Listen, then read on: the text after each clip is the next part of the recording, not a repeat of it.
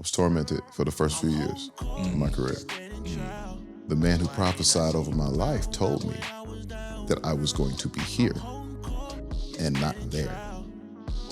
He said, this isn't where you're going to serve God. This isn't where you're going to make a difference. You are going to make a difference out there. You're going to write for the biggest. You're going to sing. He told me this when I was... Why ain't I see you around back when I was down? Your foundation was in the church. And then going to secular music, did you ever feel conflicted? Absolutely. Really? I was tormented for the first few years of my career. Completely tormented. How'd you deal with that? How'd you navigate it? I just kind of started piecing it together kind of on my own. I once had one of the ministers at my church pray that I failed. Wow. So that I would come back to church. Because I pray you fail when you go out there. Damn. You'll come back to what God is calling you to do. How did that make you feel when he told you that? I was like, oh, that's weak. That's whack. Yeah. To pray that I fail. That's crazy.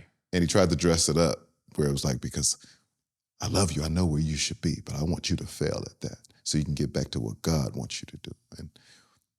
And then I just started having all these questions. Well, how do you know what God wants me to do? Right. Because the man who prophesied over my life told me that I was going to be here and not there. He said, this isn't where you're going to serve God. This isn't where you're going to make a difference. You are going to make a difference out there. You're going to write for the biggest. You're going to sing. He told me this when I was fresh out of high school. Prophet Todd Hall. Wow. So you feel like your calling was to use your talent to get out there to the world, be good at what you do, but then also witness for God. Also, because of the notoriety. And Yeah, you because can put it in your people think message. that it's always a sermon. People always think that it's a Bible verse. People always think that it's, it's this thing where you're beating people over the head with Jesus, this and that. It's not that.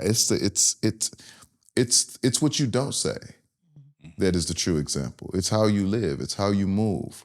It's people being able to say, that guy's different. I don't know what's different about him, but something's different about him. And that's the God in me. Right. And that's what I was called to be. I was called to be a light in a very dark place. And that is what I am. And so like just, the torment was trying to figure out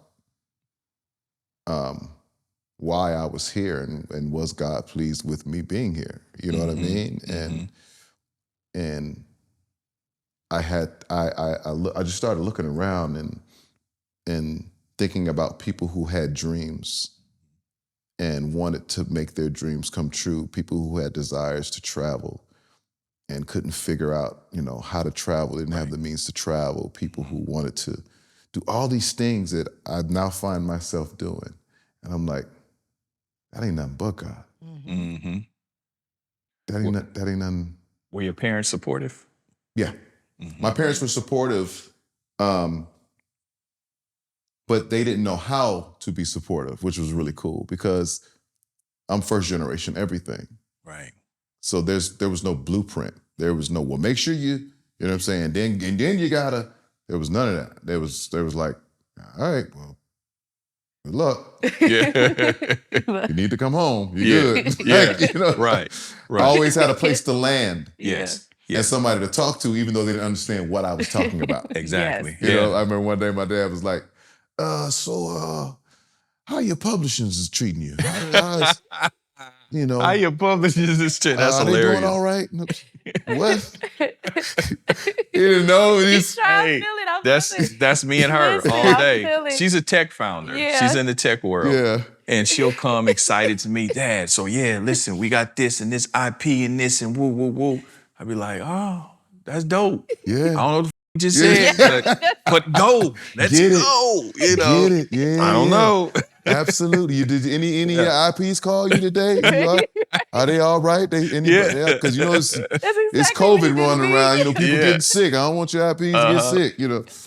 So it was I just had to ask her something the other day. It was actually a business she brought to me. And a guy was telling me something. And he was like, yeah, so something, the MGs. And I was like, yeah, he was saying something about the MG, woo, woo, woo. And remember? Oh, the MRR. MRR. It was and MRR. He was like, what the F is MRR? And I was like, monthly recurring revenue. I said it. And then I looked at her. I said, don't get cute. Yes. I was like, don't get cute. And so I started laughing. I said, how the f*** your daddy don't know what it is? First of all, just say what you're talking about, okay? All these fancy abbreviations trying to keep me out the loop. Exactly. Say what the f*** is going on. Yeah, exactly. And she said it just so, monthly recurring. I was If you just say that, I'm not lost from the beginning. I said, don't get cute. Don't get It's like, he's like, sit down. I'm already sitting down. I love it. I love it. Yeah, But yeah, the conflict was there. And once I realized that I was where he wanted me to be and that, you know, I was being blessed to live out my dreams. I was blessed to live beyond my dreams because I never imagined any of this was possible. Right. I never knew. Once the TV went off, I didn't know how you got in there. I didn't know. I just saw it. It's magic. Yeah. And then all of a sudden, I'm part of the magic show. Right. And that walk, you know, you're in the DMV. How did you come across, because Ginuwine was your first connection to the business somewhat. Yeah, it started with my guys, Cliff and Jerry, who signed me. They got me out of church. Okay. Because I wouldn't sing R&B music for the longest. You couldn't tell me that wasn't the devil. Wow. I wouldn't sing it. So when I got that reaction from them girls, I was singing a church song. It just was a different feeling. Yeah. I was like, they screamed, they scream sexually to... The falsetto tends to do right? Falsetto just transcends. Yeah, You know what I'm saying? it does. I was like, I was saying Jesus, but they were saying Jesus, right? Yeah. And so they signed me fresh out of church. And they knew they were in the business. They connected with all the labels and all of that. And so they knew Barry Hankerson, and he had the label, he had the management company as well. Had Aaliyah signed, was managing Ginuwine. Sending them on this tour. I want you guys to put the crew together, put the band together, and put the all of it together. And so me being signed to them, it was like, we're gonna send you on the road to sing backgrounds with Ginuwine. I was like, what? Mind you, I'm the minister of music at 2 churches right now. Had Pony, is this when Pony? Pony was my favorite song at the time. Wow, because Pony was huge. At first I hated Pony when it first came out. First time it came out, I was like, why is there a frog in the song? Timberland was killing it. Does this dumb shit? Timberland was on some other shit. Oh, he's on some other. Because that's how I felt when I first heard the Aaliyah with the baby. Yep. Now it's like, Timberland was on some other genius. And by the third time I heard that song, I was like, oh my God, this is music. This is music on a level that no man has ever perceived. I was in that space, right? Yeah. And then they call me and say, at the time I'm working at Old Town Trolley. I'm selling tours of DC. I'm also minister of music at this church, musician of this church. And they're like, you going out with Ginuwine? I was like, what? Yeah. I was like, what do you mean? It's like, yeah, you're going to LA to rehearse. You're going on tour for 3 months. I was like, get the out of here. Yeah. I was like, all right, okay, cool. Let me get my job 2 weeks. So I went to my job. I was like, yeah, in 2 weeks, I got to get out of here. I got to go on tour. Ginuwine needs me. And they was like, okay, well, we expect accept your 2 weeks. You know what I'm saying? We'll see you at work tomorrow. I went to work the next day, and I was just like, yeah, I'm not going to be here long.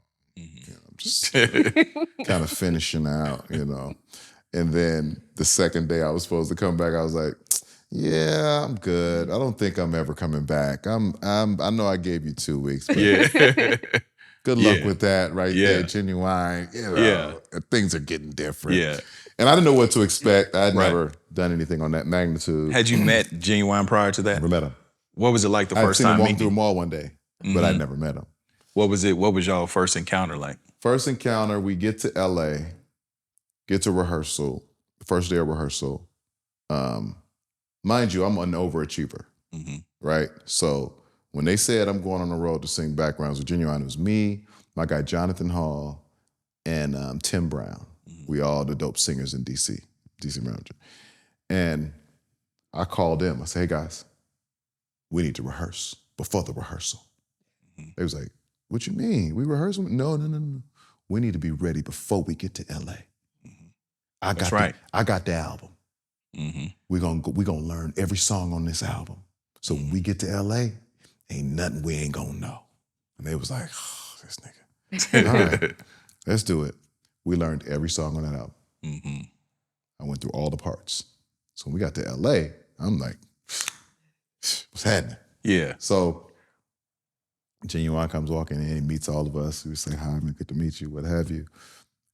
And when you just on the microphone, Ginuwine just loves to just sing. That's what people don't know about him. Ginuwine just loves to sing. At that time, he just starts singing, breaking out. So he starts singing one of his songs, right? And when he's singing his songs, I am your man. And we're like, only when you're lonely. He like this. Yeah. Tell me, do you wanna come home with me? Tell me, do you wanna get ready? We we ready. He like this. Yeah.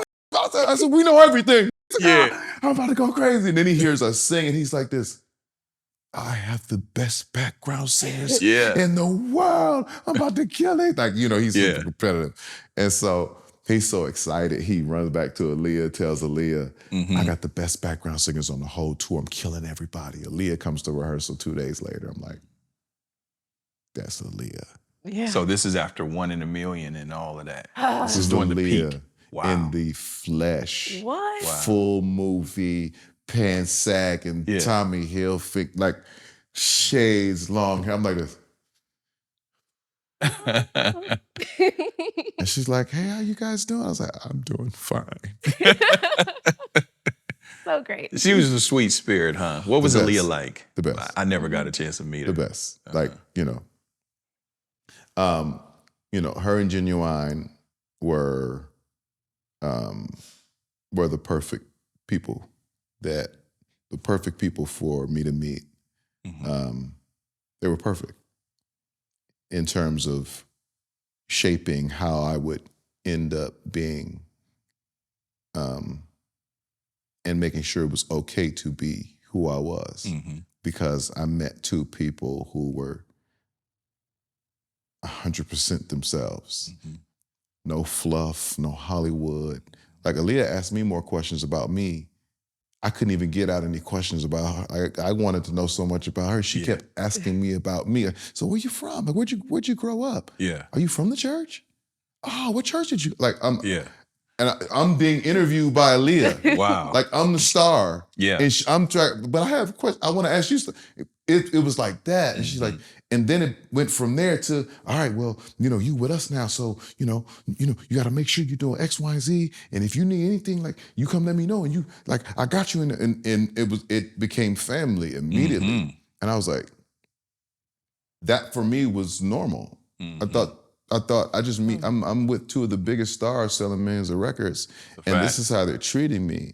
And so to me, that became the norm. You're supposed to walk in with a smile and greet everybody and show love and be of service. And that's what I got immediately. Like sitting in a theater with Ginuwine, sold out, 5,000-6,000 people, and Ginuwine, we're sitting at the top, just people watching after the show, looking at the line of people that want to take a picture with him, but 1,000 people. He said, dog, I'm going to take every picture.